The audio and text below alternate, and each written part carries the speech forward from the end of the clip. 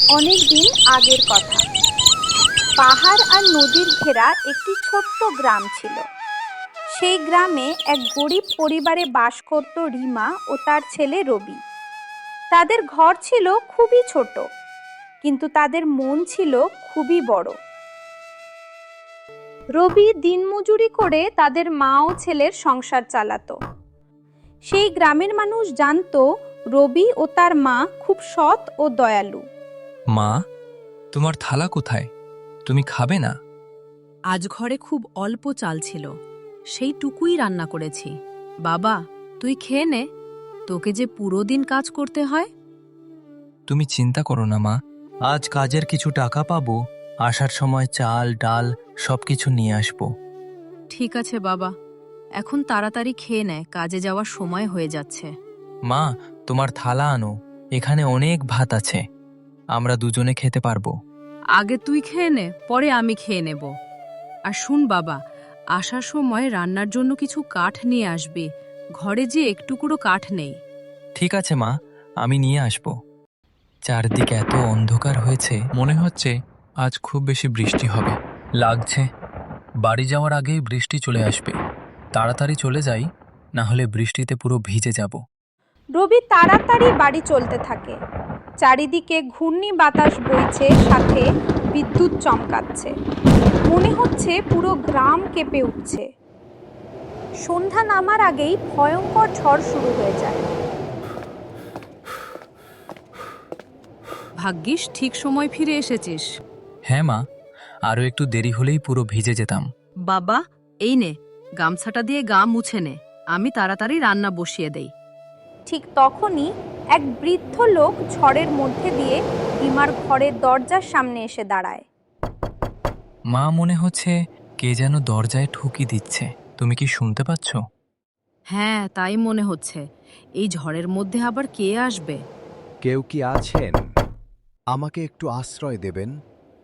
মা, আওয়াজও শোনা যাচ্ছে, হয়তো কেউ বিপদে পড়ে এসেছে। হ্যাঁ, তাই হবে, দরজাটা খুলে দেখি। রবি ও তার মা দরজা খুলে দেখতে পায় এক বৃদ্ধ লোক পুরোপুরি ভেজে গিয়ে ঠান্ডায় থরথর করে কাঁপছেন। আপনি কে? আপনাকে তো দেখছি পুরো ভিজে আছেন। আমাকে আজ রাতের জন্য একটু আশ্রয় দেবেন? সকাল হতেই আমি চলে যাব। হ্যাঁ, আপনি ভিতরে আসুন।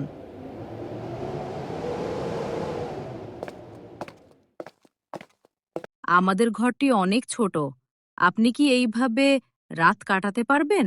বোন, তুমি আমাকে এই বিপদের মধ্যে আশ্রয় দিয়েছ, এটাই অনেক বড় কথা। আমি তোমাদের কাছে অনেক কৃতজ্ঞ। এভাবে বলবেন না দাদা, বিপদে মানুষের পাশে থাকা এটাই তো আমাদের ধর্ম। কাকা, আপনি তো দেখছি পুরো ভিজে আছেন, আপনার কাপড়টা বদলাতে হবে। আমার কাছে তো আর কাপড় নেই। কাকা, আমার কাপড় কি আপনি পরবেন? হ্যাঁ, পরব না কেন, দাও। ঠিক আছে, আপনি কাপড়টা বদলে নিন, আমি খাবারের ব্যবস্থা করছি। বৃদ্ধ কৃতজ্ঞ চোখে তাদের দিকে তাকিয়ে থাকেন। তাদের অভাবের সংসার হলেও অতিথির প্রতি তাদের আন্তরিকভাবে কোনো কমতি ছিল না। দাদা, আপনি বৃষ্টির মধ্যে কোথা থেকে আসছিলেন? আমি অনেক দূর থেকে এসেছি, ওই পাশের গ্রামে যাচ্ছিলাম। হঠাৎ বৃষ্টি চলে এসেছে, তখন চারদিকে চেয়ে আপনাদের ঘরটা সামনে দেখলাম, তাই ভাবলাম আপনাদের কাছে সাহায্য নেই। হ্যাঁ, আপনি ভালো করেছেন। আপনি যদি বৃষ্টির মধ্যে বাইরে থাকতেন তাহলে আপনার অবস্থা খারাপ হয়ে যেত। রবি, কাকাকে এই রুটিটা দে। হ্যাঁ মা, দিচ্ছি। তখন তারা তিনজন খাবার খেতে শুরু করলো। রবি ও তার মা, তারা দুজন জানতো না যে এই বৃদ্ধ সাধারণ কোনো পথিক নয়। তিনি ছিলেন এক বিশাল রাজ্যের রাজা কোমল সিংহ। তিনি এসেছিলেন তার মেয়ের জন্য একটি সৎ, ভালো ও চরিত্রবান ছেলে খুঁজতে। পুরো গ্রামে কেউ আমাকে এই বিপদে আশ্রয় দেয়নি। এই পরিবারের হৃদয় সত্যি সোনার মতো। তবে পরীক্ষা এখনো শেষ হয়নি। বাইরে এখনো বৃষ্টি চলছে। তারা তিনজন খাবার শেষ করে গল্প করতে করতে পুরো রাত কাটিয়ে নেয়। আরে, আমার বেগটা কোথায় গেল? এখানেই তো রেখেছিলাম। কি হয়েছে কাকা? কিছু খুঁজছেন নাকি? আমার একটি ব্যাগ ছিল, সেটি পাচ্ছি না। ওই ব্যাগটিতে অনেক দরকারি জিনিস ছিল। দাঁড়াও কাকা, আমি খুঁজে দেখছি। তখন রবি সঙ্গে সঙ্গে ঘরের চারদিক খুঁজতে শুরু করে। একটি ছোট্ট বেগ যেন হঠাৎ পুরো ঘরের পরিবেশ বদলে দিল। রবি খুঁজতে খুঁজতে ঘরের এক কোণে বেগটি পেয়ে যায়। রবি তখন বেগটি খুলে দেখে তার মধ্যে কিছু সোনা ও অনেকগুলো টাকা পয়সা। ও মা, এত দেখছি অনেক সোনা, সাথে এত টাকা। রবি বেগটি তাড়াতাড়ি বৃদ্ধের কাছে নিয়ে আসে। কাকা, এই নাও আপনার ব্যাগ, দেখুন সবকিছু আছে কিনা। হ্যাঁ, সবকিছুই তো দেখছি ঠিক আছে, কিন্তু তুমি চাইলে এগুলো নিজের কাছে রেখে দিতে পারতে। কাকা, এ কি বলছেন আপনি? অন্যের জিনিস নেওয়া মানে চুরি করা। মা আমাকে ছোটবেলায় শিখিয়েছেন। রবির এই কথা শুনে বৃদ্ধের মন আনন্দে ভরে উঠল। বোন, আমি এখন যাই, আমাকে অনেক দূরে যেতে হবে। তোমাদেরকে এসে অনেক কষ্ট দিয়েছি। এই নাও, এই টাকাগুলো রাখো, তোমাদের কাজে আসবে। না দাদা, আমরা এটা রাখতে পারবো না। আমাকে মাফ করবেন। আমি যদি আপনার কাছ থেকে এই টাকা নেই তাহলে আমার সততা ও অতিথিয়তা বিক্রি হয়ে যাবে। আপনি নিরাপদে বাড়ি চলে যান, এটাতেই আমরা অনেক খুশি। ঠিক আছে বোন, আমি এবার যাই। বৃদ্ধ চলে যেতেই ঠিক তখনই গ্রামের এক মহাজন গোপাল সেখানে চলে আসে, আর তার চোখ পড়ে যায় বৃদ্ধের বেগের দিকে। এই বুড়ো লোকটি কে? এর ব্যাগটিতে মনে হচ্ছে অনেক টাকা আছে। দিদি, শুনেছি তোমার তো কোনো ভাই নেই, তাহলে উনি কে? উনি কাল রাতে ঝড়ের মধ্যে আমাদের বাড়িতে আশ্রয় নিয়েছিলেন। আচ্ছা দিদি, উনার বাড়ি কোথায়? কোথায় যেন বলেছিলেন, আমি ঠিক মনে করতে পারছি না।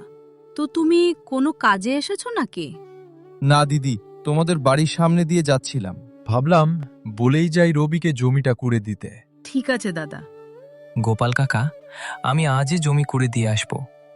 আমাকে এক্ষুনি যেতে হবে, তা না হলে ওই লোকটি অনেক দূরে চলে যাবে। আচ্ছা দিদি, আমি এখন যাই। গোপাল এই বলে তাদের বাড়ি থেকে চলে আসে এবং লুকিয়ে লুকিয়ে বৃদ্ধের পিছু করতে থাকে। ওই ব্যাগটি আমার হাতে আনতে পারলেই আমি আরো ধনী হয়ে যাব। এই গ্রামে তখন পুরো রাজ করতে পারবো। অন্যদিকে রবি কুদাল নিয়ে মাঠে জমি কুড়তে আসছে। হঠাৎ সে দেখতে পায় গোপাল লুকিয়ে লুকিয়ে বৃদ্ধকে দেখছে। গোপাল কাকা এমনভাবে লুকিয়ে হাঁটছেন কেন? তখন রবির মনে গোপালকে নিয়ে সন্দেহ জাগে, আর রবিও দূর থেকে গোপালকে অনুসরণ করতে থাকে। এদিকে বৃদ্ধ হাঁটতে হাঁটতে এক গাছের নিচে বসে বিশ্রাম নিচ্ছেন। তখন গোপাল লুকিয়ে পেছন দিকে এসে বৃদ্ধের ব্যাগটি হাতে নিয়ে নেয়। তখন রবি দৌড়ে তার কাছে চলে আসে। কাকা, আপনি কি করছেন? কিছুই না, আমি আর কি ওই এমনি দেখছিলাম। বৃদ্ধ ধীরে ধীরে দাঁড়িয়ে গোপালের দিকে তাকালেন। তোমাকে মনে হচ্ছে কোথায় যেন দেখেছি। হ্যাঁ, উনি আজ সকালে আমাদের বাড়িতে এসেছিলেন, তাই হয়তো আপনি দেখেছেন। যে অন্যের সম্পদে লোভ দেয়, সে নিজের সম্পদ হারায়। দয়া করে আমায় ক্ষমা করে দেন, আমি আর কোনোদিনও এমন কাজ করব না। কাকা, মা বলেছেন কেউ যদি তার ভুল বুঝতে পেরে ক্ষমা চেয়ে নেয়, তখন তাকে ক্ষমা করে দিতে হয়। ও বলেছে বলেই তোমাকে আমি ক্ষমা করলাম, নইলে তোমাকে আমি অনেক বড় শাস্তি দিতাম। বৃদ্ধ গোপালকে ক্ষমা করে দেন, আর গোপাল সেখান থেকে চলে যায়। কাকা, এখনই গোপাল কাকা আপনার ব্যাগটা নিয়ে যেত। হ্যাঁ, তুমি যদি না আসতে তবে সে তো ব্যাগটি নিয়েই যেত। তা তুমি কোদাল নিয়ে কোথায় যাচ্ছ? এই পাশের জমিটা কুড়তে যাচ্ছি। কাকা, তুমি খুব সাবধানে যাবে, আমার এখন কাজে দেরি হয়ে যাচ্ছে, আমি এখন যাই। ঠিক আছে বাবা, তুমি যাও। তখন বৃদ্ধ নিশ্চিত হন যে ওদের মতো সৎ ও দয়ালু মানুষ এই দুনিয়াতে পাওয়া অনেক কঠিন। তখন বৃদ্ধ অর্থাৎ ছদ্মবেশী রাজা নিজের রাজ্যে চলে যান। রাজা কোমল সিংহ রাজ্যের প্রজাদের অগাধ ভালোবাসতেন। তার জীবনের কেন্দ্রবিন্দু ছিল তার মেয়ে জয়মতী। সে রূপে ছিল পরীর মতো সুন্দর। তার সৌন্দর্যের জন্য বিভিন্ন রাজ্য থেকে তার বিবাহর প্রস্তাব আসত। কিন্তু রাজা চাইতেন তার মেয়ের বিবাহ এমন কারো সাথে হোক যে সৎ, ভালো ও চরিত্রবান। সে রাজকুমার হোক বা সাধারণ কোনো যুবক। শুনো দাসী, আমার মেয়ে জয়মতী কোথায়? ওকে যে দেখছি না। মহারাজ, রাজকুমারী উনা সখীদের নিয়ে গ্রাম ঘুরতে গিয়েছেন। আপনি চিন্তা করবেন না মহারাজ, উনি শীঘ্রই ফিরে আসবেন। আর তোমাদের রানী কোথায়? উনি বাগানে ফুল আনতে গিয়েছেন মহারাজ।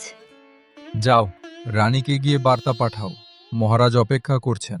আজ্ঞা মহারাজ। অন্যদিকে রবি ও তার মা আগের মতোই জীবনযাপন করছে।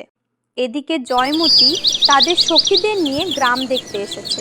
এই মালতী, কমলা, দেখছিস গ্রামটা কি সুন্দর, তাই না? হ্যাঁ হ্যাঁ, গ্রামটা অনেক সুন্দর। আমার তো মনে হচ্ছে প্রাসাদে না গিয়ে এখানেই থেকে যেতে। এবার চলো, অনেক দেরি হয়ে যাচ্ছে, প্রাসাদে ফিরতে হবে। হ্যাঁ, চল।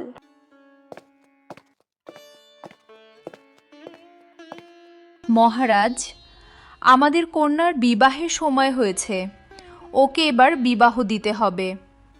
হ্যাঁ রানী, আমিও তাই ভাবছি। আমার দেখা একটি ভালো পাত্র আছে, ওর সঙ্গে আমি আমার কন্যা বিবাহ দিতে চাই। তো সে কোন রাজ্যের রাজকুমার? সে কোনো রাজ্যের রাজকুমার নয়, সে গ্রামের এক সাধারণ যুবক। আপনি কি বলছেন? আমাদের রাজকুমারী এই রাজমহল ছেড়ে গ্রামে থাকবে কিভাবে? তুমি এ নিয়ে চিন্তা করো না রানী, আমি ওদেরকে আমাদের প্রাসাদের পাশে এক বিশাল রাজপ্রাসাদ বানিয়ে দেব। তাছাড়া আমাদের একটিমাত্র কন্যা আমাদের পাশে থাকবে। ঠিক আছে মহারাজ। কয়েকদিনের মধ্যে রাজা রানীকে নিয়ে সেই গ্রামে আসেন, তাদের রাজকুমারীর বিবাহের সম্বন্ধ নিয়ে। মা, তাড়াতাড়ি এদিকে এসো, দেখো এসে কে এসেছেন। কাকা, আপনি রাজার বেশে আসলেন কেন? আমি কোনো রাজার বেশে আসিনি, আমি চন্দ্রপুরের রাজা কোমল সিংহ।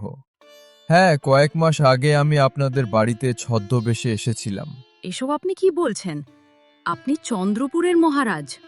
হ্যাঁ, তবে আমি আজ রাজা নয়, এক সাধারণ মানুষ হয়ে এসেছি। আমার বিশ্বাস যে আপনি আমাকে ফিরিয়ে দেবেন না। বলুন মহারাজ, আপনি এই গরিবের ঘরে কি চান? আমি আমার রাজকুমারীর সঙ্গে আপনার ছেলের বিবাহের প্রস্তাব নিয়ে এসেছি। বোন আমাদের ফিরিয়ে দেবেন না। অবশেষে রিমা, রবি ও রাজকুমারীর বিবাহের প্রস্তাব গ্রহণ করল। রাজ্য জুড়ে আনন্দ উৎসব শুরু হলো, আর রবি ও রাজকুমারী জয়মতীর বিবাহ সম্পন্ন হয় এবং সবাই একসাথে রাজপ্রাসাদে থাকতে শুরু করলো।